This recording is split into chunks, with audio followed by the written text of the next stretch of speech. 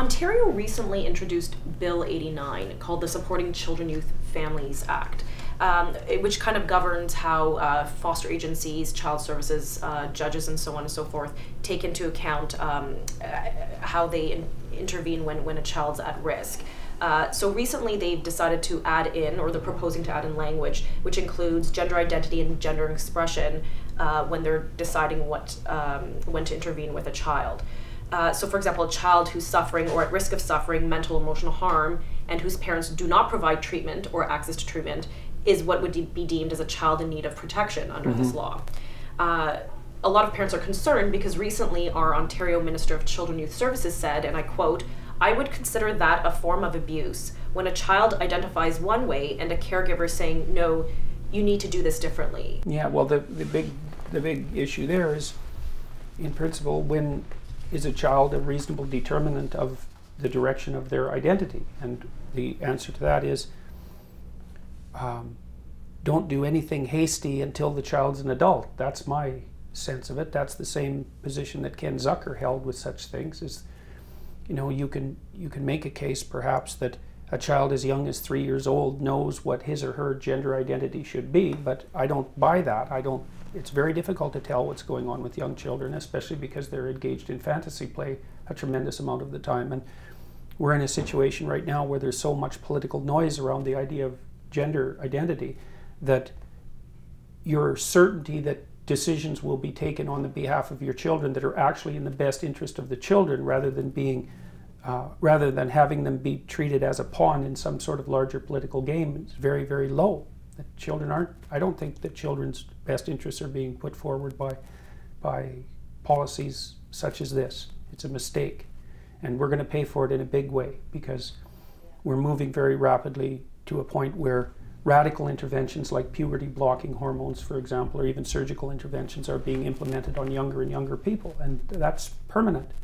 So, you know, Zucker's work, Ken Zucker's work has showed quite clearly that most kids who have gender identity issues settle into their, let's call it their biological identity, the identity with their biological body by the time they're adults. A fair number of them end up gay, but it's better to leave the drastic interventions until the child's an adult, as far as I'm concerned. And caution should be the byword. Now, you could say, well, that's rough because the child already knows if he's a boy that he's actually a girl, or vice versa. But we don't allow children to make decisions like that with many other things that are relevant and important to them. And I think that the argument that you're protecting them more by delaying than hurting them is a very, very powerful argument. I don't trust the other argument. I don't trust the people who are making it. I think they care about the political agenda, and they're perfectly willing to sacrifice children to it.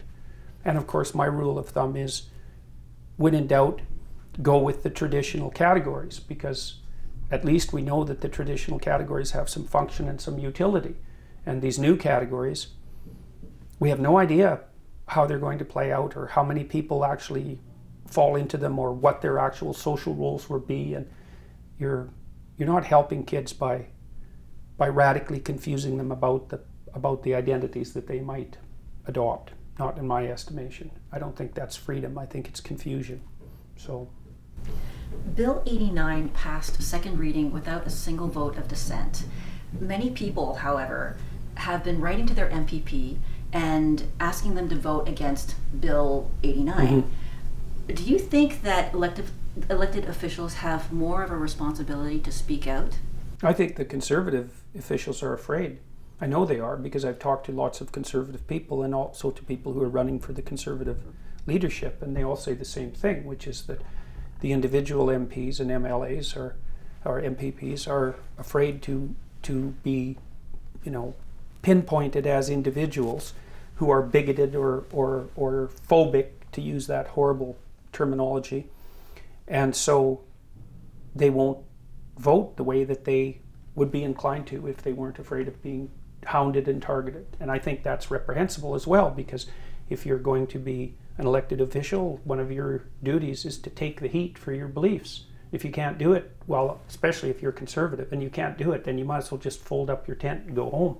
Because if you've decided that everything you think is now sufficient to target you as reprehensible or deplorable, then what you stand for is already done with. You're done. And I see that happening very often with conservative people.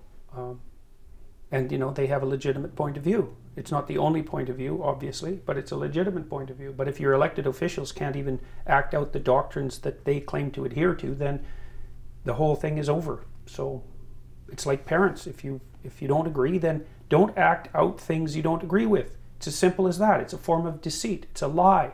It's a sacrifice of your soul. You think, well, I don't want to be hassled about it. It's like, okay, well, back off and abandon your beliefs and see how far you get. See where you end up if you do that. You see, one of the things people don't understand is that often in life, you have a choice between two terrible alternatives. There isn't a good route. Lots of times, it's risk A or risk B. That's all you've got. You don't have happy, moving forward easily route. That isn't there.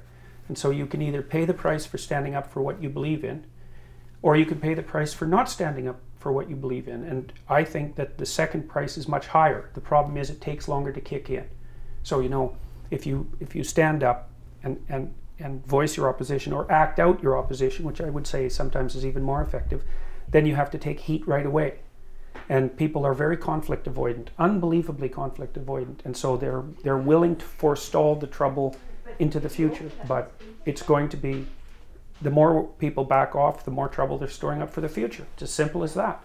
So decide, do you want a fair bit of trouble now or even more trouble later? That's it.